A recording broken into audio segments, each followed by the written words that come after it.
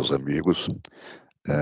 Nós estamos aqui mais uma vez a convite da BSSP para conversar com vocês, e o tema que nós escolhemos para essa rodada foi comentar um pouco, né, sobre as penalidades a que estão sujeitas as pessoas jurídicas, tá, em relação a ECD e a SF. Por que dessa decisão? Porque em 2018, tá, pela Lei 13.670, né, ela trouxe algumas inovações sobre o tema e a Receita Federal, nos manuais de orientação, tanto da ECD quanto da SF, mesmo nos atos normativos sobre a matéria, passaram a adotar uma penalidade mais forte.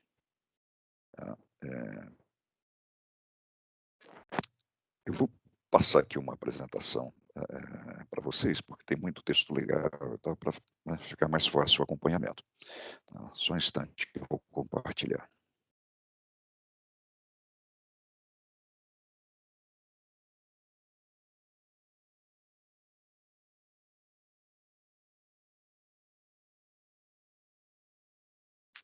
Bom, o primeiro aspecto que a gente tem que tratar é que essa discussão não vai contemplar, tá, as penalidades por atraso ou mesmo, tá, por erros na SF do lucro real.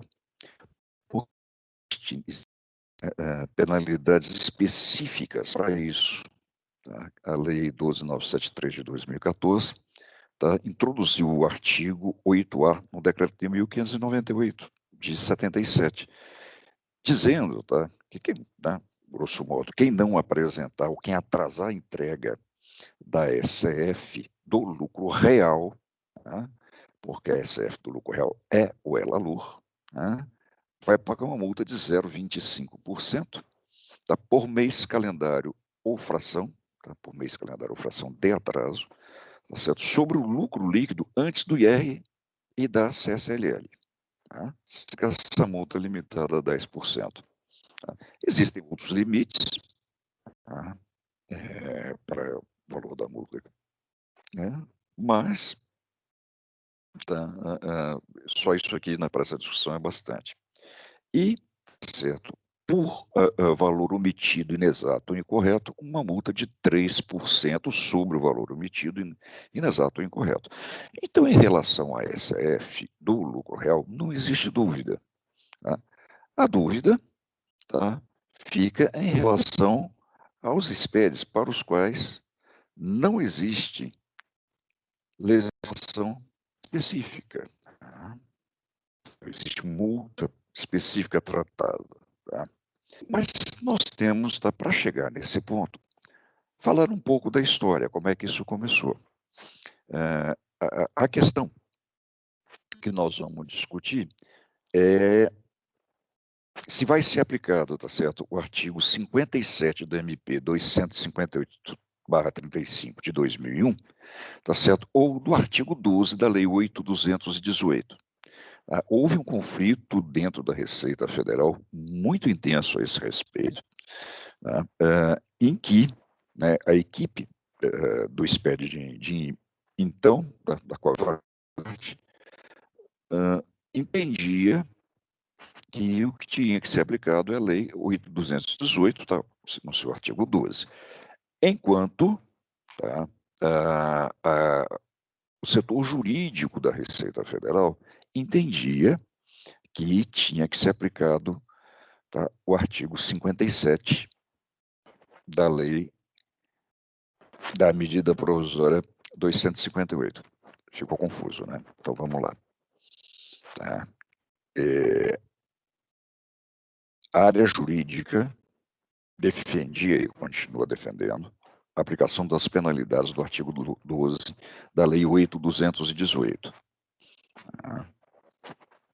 O grupo do SPED já defendia a aplicação do artigo 57 da Medida Provisória 258.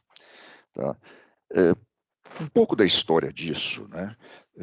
a gente entender como é que se chegou nessa dúvida e nesse problema todo. Tá? Tudo começa com um projeto da Receita Federal, um programa chamado Pronafisco, Programa Nacional de Auditoria por Computador, tá? Que começou, tá, em meados de 1985, tá?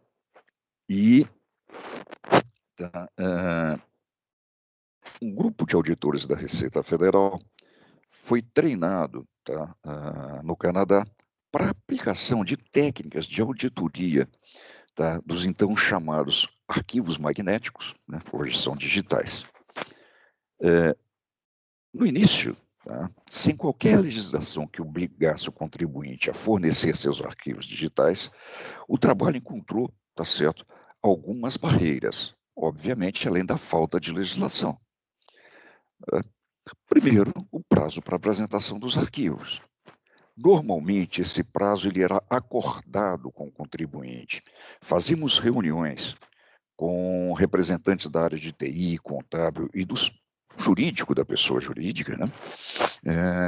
Onde, tá, a gente discutia qual que era o prazo que era mais adequado, em quanto tempo, né? O trabalho era inédito, né? E normalmente esse prazo ele era acordado nessa reunião, tá? E o interessante é que mesmo tendo o prazo acordado, o contribuinte pedia prorrogação ou até prorrogações sucessivas. O segundo problema, que ele já não é,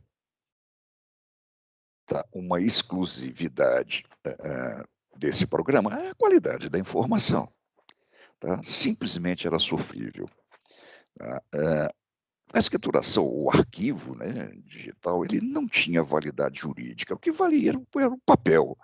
Então era necessário que fossem feitos validações para dar ao auditor, tá, a convicção de que aquela informação em meio digital representava de forma adequada, tá, os livros e os documentos físicos. Olha bem, de forma adequada, não necessariamente de forma fiel. Tá?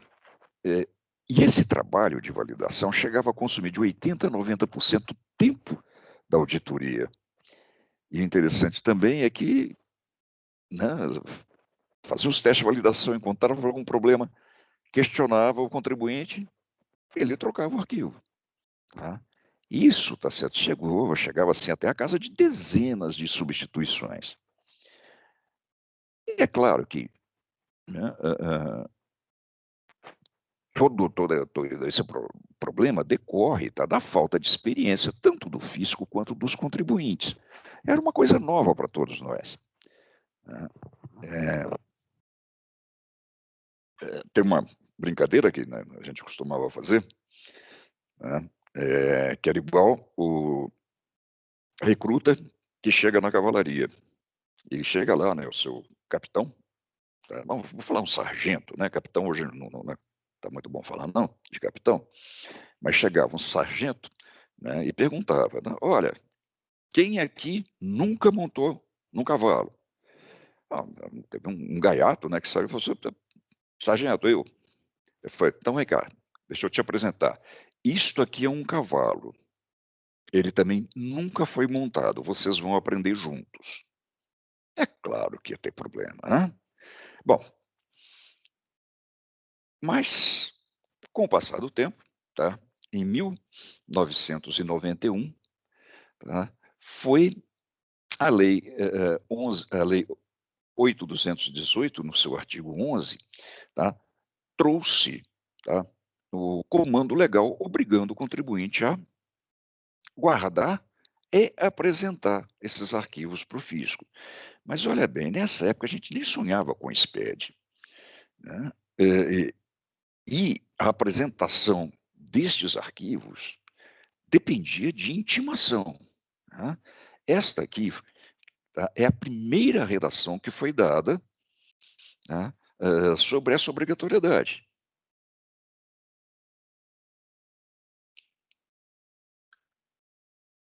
Que com o passar do tempo, tá, nós concluiu-se, tá, que o patrimônio líquido não era uma medida adequada para estabelecer essa obrigação, tá? E também na medida provisória 258, né, esse artigo teve uma nova redação.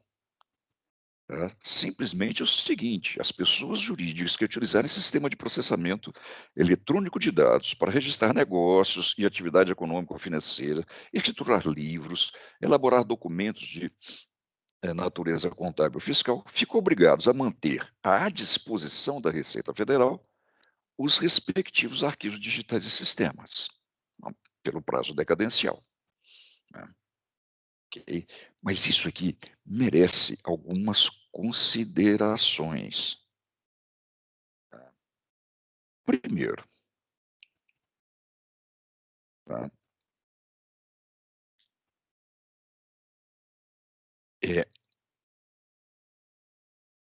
é o entendimento que se tinha é que não era uma imposição de usar processamento, tá. Se a empresa usasse, tá, utilizasse processamento eletrônico, tá certo, ela deveria guardar a informação, tá, ok. São aqueles que utilizam. Se ela não usar, não está obrigada.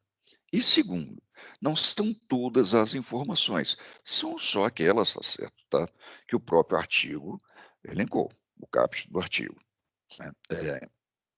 Dessa obrigação, tá, de guardar os arquivos, ficaram dispensados apenas os optantes pelo simples, tá.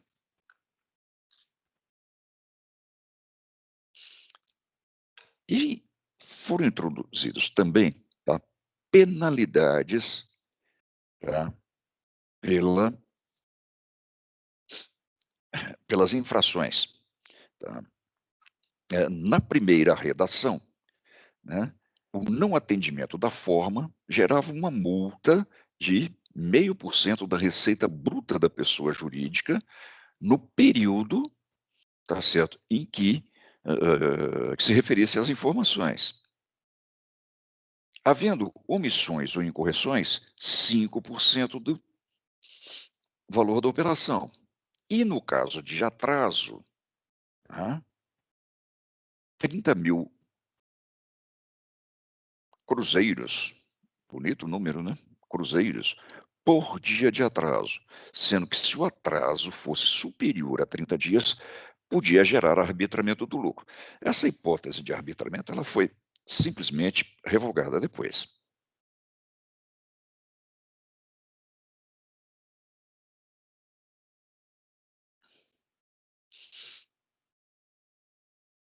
Havia também, tá, uma previsão de que, eh, esse prazo podia ser prorrogado, tá, por 20 dias, tá. Ele era de 20 dias, podendo ser prorrogado por igual período, né, a requerimento da pessoa jurídica. Uma coisa interessante aqui e um número, cabalístico, né. Nós temos 20 dias de prorrogação, mais 30 dias de atraso para chegar até na porta do arbitramento, né. Então nós temos aqui 50 dias, né, eh, que ele dispunha, é claro que pagando a multa. E uma outra coisa muito importante aqui, é que ele fala da autoridade solicitante, ou seja, tá, esta apresentação, ela se dava sob intimação, né. Mas essas penalidades, tá certo, elas eram tão fortes, tá, não guardavam correlação entre a gravidade da falta e o valor da multa, né, e isso praticamente inviabilizou, tá, a aplicação. Na redação atual, tá, nós temos o seguinte, tá, pelo não atendimento da forma, 0,5%, tá, da receita bruta. Incorreções e omissões, continua 5% da operação, mas foi criado um limite, 1% da receita bruta. Antes não tinha limite. Tá? Se você cometesse um equívoco, tá, que comprometesse todo o arquivo, né, você estaria dando valores estratosféricos se não tivesse um limite. E a multa por atraso, tá, também teve uma outra conotação. Ela mudou para 0,02% da receita bruta por dia de atraso, também limitado, tá, a 1% da receita bruta. Tá? Agora, observe o seguinte: para chegar a 1% da receita bruta, são necessários 50 dias de atraso. São os mesmos 50 dias, tá, previstos na redação anterior. Tá? Simplesmente se colocou agora um freio, um limite, tá? E a hipótese de arbitramento simplesmente sumiu da legislação. Tá? Bom, mas a discussão envolve também, tá, o artigo 57 da mesma medida provisória. Né? E ela se refere, tá, às penalidades aplicáveis, tá, a quem descumprir o artigo 16 da Lei 9779. E o que diz, tá, este dispositivo? Que é competência da Receita Federal dispor sobre as obrigações acessórias relativas a tributos por ela administrados, estabelecendo inclusive forma, prazo e condições para o cumprimento. É com base nessa legislação que a Receita cria obrigações acessórias a seu bel prazer. Tá? Mas não havia, na redação original, penalidade. Tá? E também, na medida provisória 57, elas foram instituídas. Multa por atraso. Olhem bem, essas multas só são aplicáveis quando inexiste legislação específica. Você se lembra no começo que eu falei que SF e lucro real tem penalidade específica? Pois bem, não se aplica a SF e lucro real. Mas vamos lá. Tá? Inicialmente, tá, na primeira redação, essa multa era de R$ 5.000 por mês de atraso ou fração. E para informações omitidas, incompletas ou inexatas, 5% do valor das transações comerciais ou operações financeiras. Tá? Não era todo tipo de transação, não. Só transações comerciais ou operações financeiras. Ok?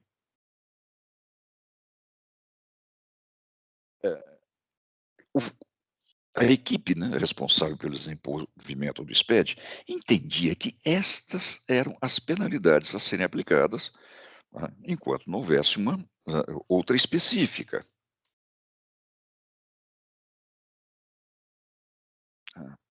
Bom, nós temos uma segunda redação dessa matéria que foi em 2012. Tá? O artigo 57, tá, passou a prever, tá, as penalidades, tá certo, em valores menores. Né? R$ 500 por mês de atraso ou fração, tá? Para o início de atividade, em pessoas jurídicas imunes isentas, tá? Ou que tenham, na última declaração apresentada, tá certo? Eram do lucro presumido, ou optantes pelo Simples Nacional. Para as demais pessoas jurídicas, tá? Essa multa passou a ser de R$ 1.500. É uma distância bastante grande dos R$ 5.000, que era geral para todo mundo, tá? Caindo, tá, para R$ 500, tá, para as pessoas jurídicas, exceto, tá, lucro real ou lucro arbitrado, né, em que essa multa foi para R$ 1.500 também por mês ou fração. Enquanto, na outra legislação discutida, a multa é por dia de atraso, aqui nós falamos em mês ou fração. E para as informações omitidas, incompletas ou inexatas, 0,2% do mês anterior ao da entrega da declaração.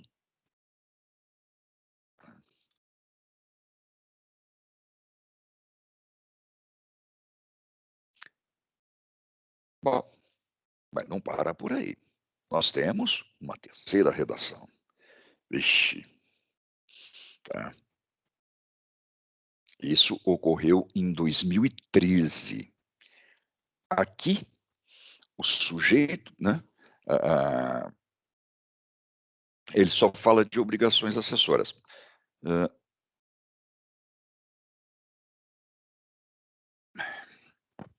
Ele trouxe genericamente, falando, obrigações acessórias, tá certo, exigidas nos termos do artigo 16 da Lei 9779.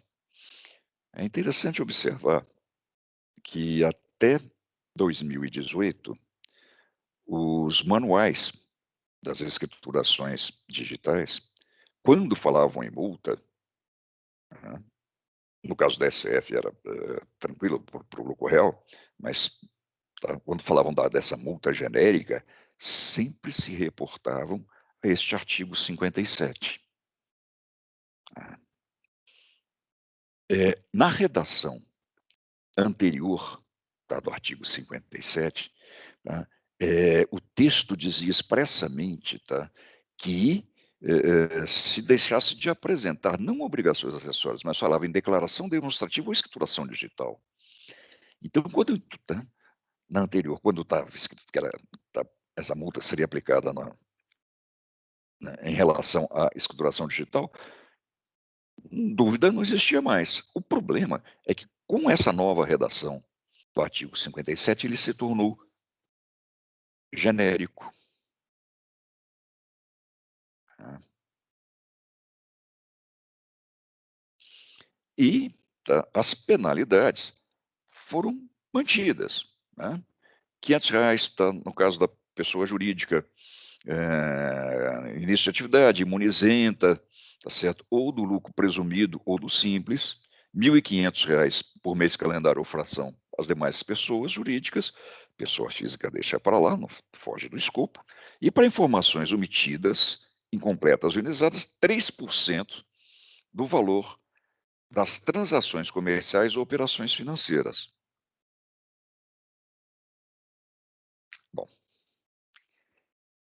o problema todo, tá, veio, tá, com parecer normativo número 3, de 10 de junho de 2013, que trouxe a interpretação oficial da Receita Federal sobre o assunto.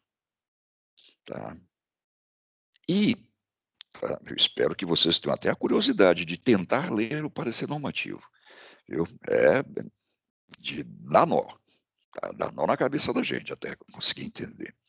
Mas o importante ali para a gente, tá, é que ele diz que no aspecto material dos artigos 12 e 11 da Lei 8.228, é deixar de escriturar livros ou elaborar documentos de natureza contábil e fiscal quando exigido sistema de processamento eletrônico. Pessoal, não é isso que o artigo 11 está dizendo. Vamos retomar. Aqui está o artigo 11. As pessoas jurídicas que utilizarem, né, processamento eletrônico de dados, ficam obrigados a manter à disposição da Receita Federal os arquivos e sistema. As pessoas jurídicas que utilizarem. É diferente daquilo que trata o SPED, tá certo? Onde os atos normativos instituem a escrituração e as tornam digitais e as tornam exigíveis. Tá? Este artigo 11 não dá à Receita Federal o poder, tá, de determinar aquilo que vai ser guardado em, tá, em meio digital.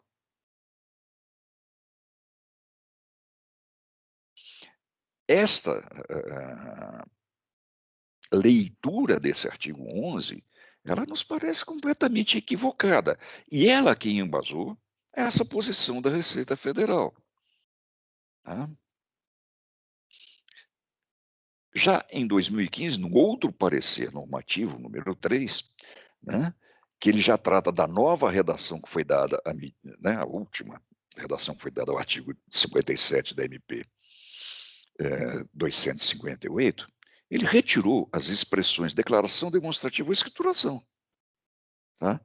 E no item 5 desse ato normativo, tá, fala que o escopo genérico do dispositivo, tá, foi retomado. Tá? Ou seja, tá, você só vai aplicar quando não tiver norma específica. Mas como a interpretação deles é de que, tá, o artigo 11 da Lei 8.218 é uma norma específica, tá, passou, no entendimento da Receita Federal, a prevalecer. Tá?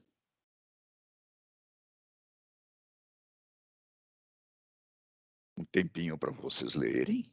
Tá?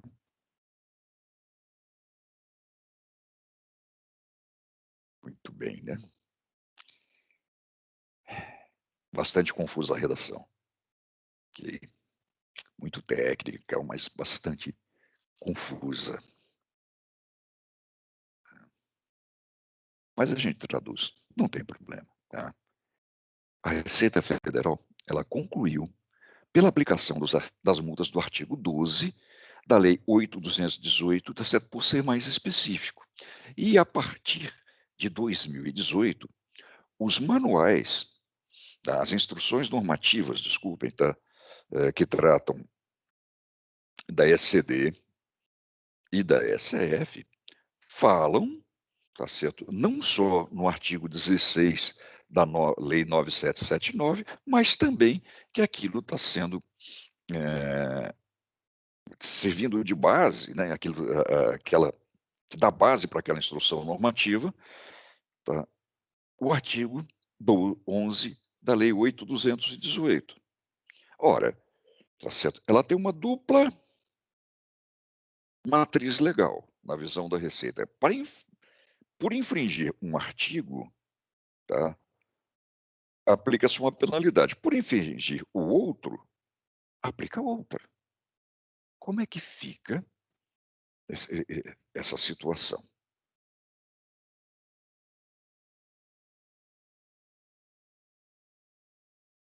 Bom, por que 2018 é um marco? Porque, tá, introduziu na Lei 8.218 disposições específicas para escrituração digital, falando, tá, que as multas, tá certo, serão reduzidas à metade, tá certo, se, tá, a, a obrigação for cumprida após o prazo, mas antes de qualquer procedimento de ofício, tá certo? E redução a 75% se for cumprida no prazo fixado em intimação. Muito bem. Tá. E aqui está a boa notícia. Tá? No dia 13 de abril, né, uma decisão unânime da terceira Câmara Superior do Conselho de Contribuintes, tá? Os conselheiros consideraram que, na hipótese do contribuinte ter efetuado a escrituração, mas ter atrasado a entrega, deve ser aplicada a multa menos gravosa, ou seja, a prevista no artigo 57 da MP 258. Isso já, né, uma decisão unânime, né, ou seja, votaram, tá, tanto os representantes da fazenda quanto os representantes do contribuinte votaram da mesma forma, tá, e para, né, a nosso ver, tá certo, de uma maneira hipercorreta, tá, determinaram que o que deve ser aplicado é a multa do artigo 57 da medida provisória 258. Como ele fala nessa mesma decisão, tá? Ele fala que no lugar do 1% que foi cobrado. Ora, se foi 1% por atraso, é um contribuinte que atrasou mais de 50 dias, tá? É contribuinte do lucro real, então, provavelmente, tá? Nós estamos falando aqui de uma escrituração contábil digital, para ela não tem uma penalidade específica, né? E tá, essa multa, né, de 1%, tá, não tenho aqui, tá certo, quantos meses, né, foram de atraso, mas tá, ela caiu para R$ 1.500 por mês de atraso ou fração. Só para argumentar, nós tivemos fazendo uma análise do que aconteceria se Petrobras atrasasse, tá, 50 dias na entrega da sua escrituração contábil digital. Pelo artigo 57, né, a multa ficaria, tá, em R$ 3.000. Se a apresentação foi espontânea, a redução é para metade, né? Cai para R$ 750, pagando em 30 dias. Tá? Desculpe, vamos lá, refazendo os cálculos. Atrasou 50 dias, tá? São 2 meses, a multa R$ 3.000, metade, porque apresentou espontaneamente R$ 1.500, pagando em 30 dias, cai para R$ 750. Se fosse aplicado a multa do artigo 12 da 8.218, essa multa chegaria na casa dos R$ 750 milhões. A diferença é brutal. Pessoal, estão aqui os meus dados, eu estou à disposição, caso tenha alguma dúvida, tá? Querendo entrar em contato, né? Vai ser um prazer. E